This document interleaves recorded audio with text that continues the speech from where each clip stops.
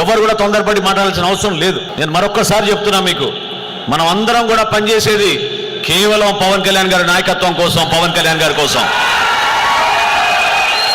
ఎటువంటి విభేదాలు, ఎటువంటి అనవసరమైన రాద్ధాంతాలు, చిన్న చిన్న సమస్యలపైన మనం ఒకరినొకరు దూరం చేసుకోవడం మానుకోవాలి.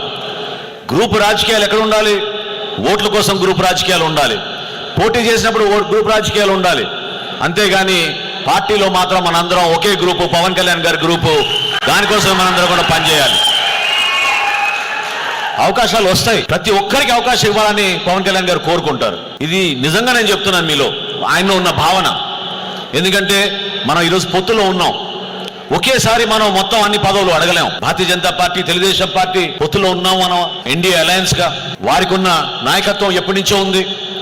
మన పార్టీ ఇంకా ఎదగాలి, క్షేత్రస్థాయి నుంచి మనం బలోపేతం చేసుకోవాలి. సంస్థాగతంగా మన పార్టీ నిర్మాణం ఇంకా జరగాలి. అనేక సందర్భాల్లో పవన్ కళ్యాణ్ గారు ప్రయత్నం చేశారు. మొన్న కూడా చూశారు మీరు ఏ విధంగా రాష్ట్ర వ్యాప్తంగా సాధకుల ద్వారా మిమ్మల్ని అందరినీ కూడా ఉద్యమ స్ఫూర్తి తీసుకురావాలనే ఆలోచనతో సభ్యత్వ కార్యక్రమం ప్రారంభించాం. విజయవాడ మహానగరంలో ప్రతి నియోజకవర్గంలో దాదాపు మనం 20,000 సభ్యత్వాలు మనం చేర్చుకోగలిగాం.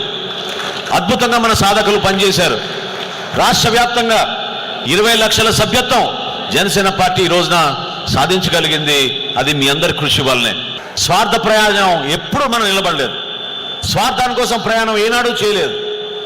ఎప్పుడు కూడా ఆలోచించింది మన తెలుగు ప్రజలు, మన రాష్ట్ర ప్రజలు, మన బిడ్డల భవిష్యత్తు, మన ఆంధ్రప్రదేశ్ రాష్ట్రం ఇంకా అద్భుతంగా ఉండాలి భారతదేశంలో అనే ఆలోచన తప్ప పవన్ కళ్యాణ్ గారికి ఏం లేదు.